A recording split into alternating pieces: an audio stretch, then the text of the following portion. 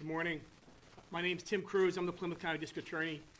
Here with me today is Marshfield Police Chief Phil Tavares and Lieutenant Lisa Buckley of the State Police assigned to the DA's office.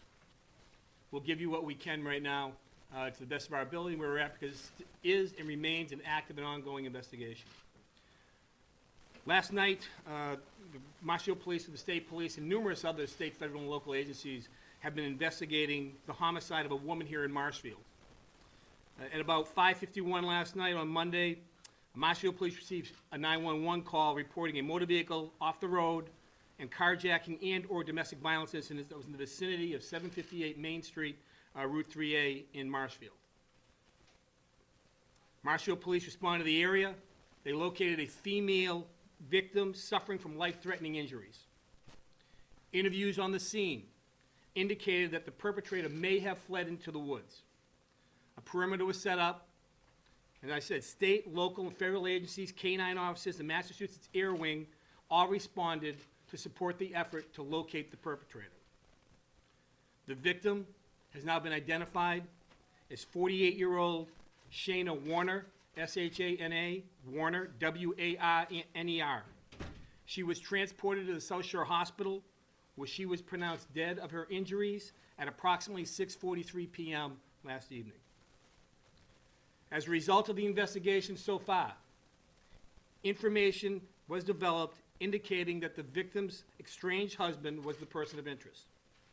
A BOLO, or be on the lookout, was issued by the Massachusetts State Police last night for Alan Warner, date of birth 10/22/1970, and the vehicle he was traveling in, a 2013 gray Toyota Corolla with mass registration 4FSZ80.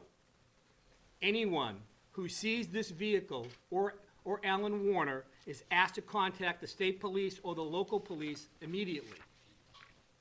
We still consider Warner armed and dangerous. It appears now, but this is still an ongoing investigation, and we are still waiting for information from the medical examiner as pertains to manner and means and cause of death.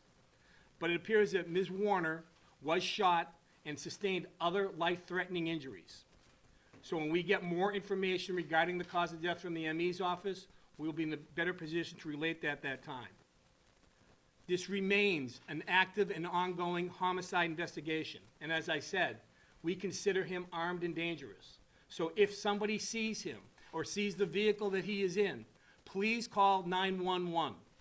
Do not approach, do not go up to him. Make sure that we stay far away from him. And if Mr. Warner is out there listening or watching this, turn yourself in so that no one else is hurt today. No one wants to see anybody else hurt. And we want this to come to a peaceful resolution, and we will do our job in trying to keep people safe here in the town of Marshfield and the county of Plymouth. I'm now going to defer to Chief Tavares and ask him to say a few words. Excuse me, Phil. Sure. Again, I want to thank the media for the coverage on this. With your help, it's only a matter of time before he's discovered. This is just another example of a despicable, cowardly act of domestic violence.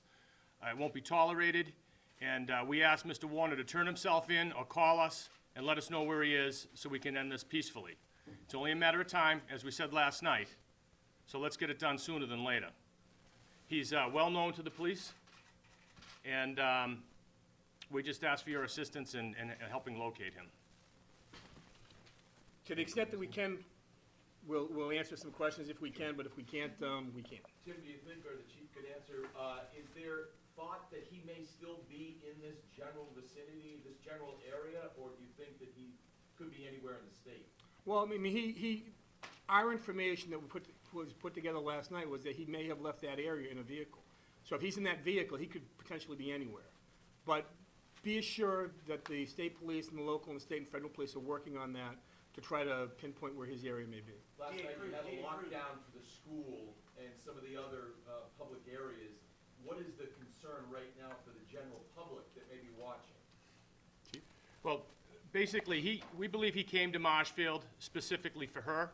He had been skulking around the area days before this in attempts to locate her, we believe. Now that she's no longer here in Marshfield, we don't have any reason to believe that he is here in Marshfield.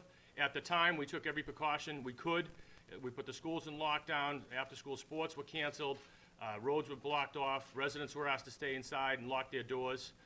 We have no reason to believe that he's still in this area, but as the DA said, he's mobile. We consider him armed and dangerous, and he could be anywhere at any time. So please, if you see that vehicle or you see him, call 911. Chief or DA Cruz, can you give us a sense of what set this off yesterday? Was there some sort of proceeding or an argument? Did you get some witnesses you've been able to? I think that's still part of the investigation right now, whether or not the relationship between these two who are estranged from each other. So I'm not gonna speculate as to what potentially it is, but I think as we get more information, we'll be in a better position to answer that a little later. Or can you say why she's in that area? Like, why did she come to that area? Well, she's been living in Marshfield for a while. So she was just driving down 3A and... Well, I mean, once again, that's part of it, and we obviously do, it's a very active scene. Last night, the police worked all evening to get the information that they could, and we're still trying to piece it together what exactly happened. And, you know, as usual, slow and steady will win the race, and we'll get the information that we need. You said Warner was known to police. Can you talk about what that means? Is it previous criminal history? Did it have anything to do with domestic violence incidents? Go ahead. I just say that, you know, over a number of years, he's had numerous interactions with the police. Here in Marshfield? Not in Marshfield, no. The only interaction we had with him was approximately 4 days ago, when he was kind of skulking around the area in the rain. And the victim called you about that, or The victim did call 911. 4 days ago? No, yesterday. Oh, Where's he from? Is he from Marshfield? Where's the suspect from? Our latest address for him is he's living in Rockland. In Rockland. Yes. Tim, was there an active restraining order up? Not that we're aware of. What was the result of the skulking around in the rain call? Were you able to locate him? He was called in as a suspicious person on School Street. At the time, he was wearing a camouflage rain jacket, and he stated he was out collecting cans. There was no criminal activity involved at that point. What was that, Chief? Can you just confirm what day was that? That was approximately, now it might have been 5 days ago. Within the past week? Oh, yes. Can you talk a little bit why you thought he went into the woods versus the car? Did you find the car, well, how did that transpire? Like, originally they thought maybe he ran into the woods.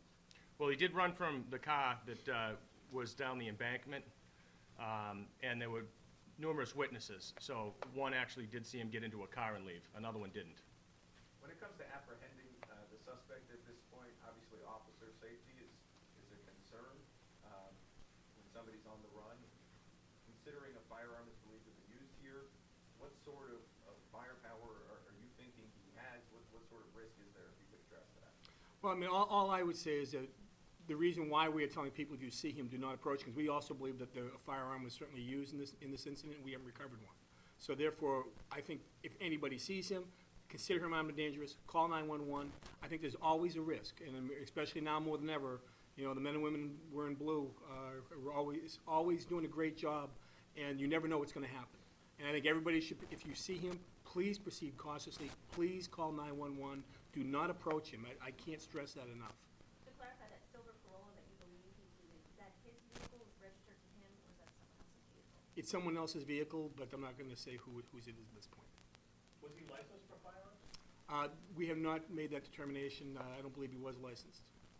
Do we know if this couple had any children, and what is their results? Yeah, I'm not going to get into their background per se, but they were married, and they were in the process, they were estranged and going through the proceedings that people go through when that happens. Do you know if there was a proceeding yesterday at all? I don't know the exact specifics of it. You know, once again, I mean, this thing happened last evening.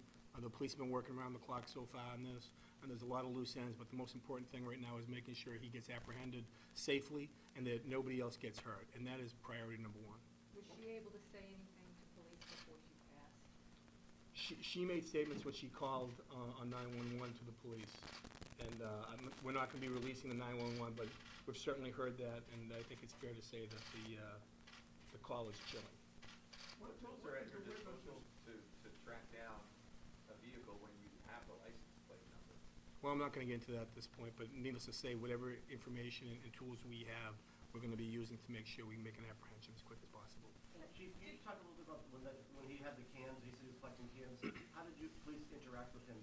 Was there a call, or Yeah. the officers driving by? You know, that's one of the things that's of the utmost importance is that you know, it goes back to if you see something, say something, and it may seem like nothing at the time, which at the time it did seem like nothing, but it may help in the investigation later on.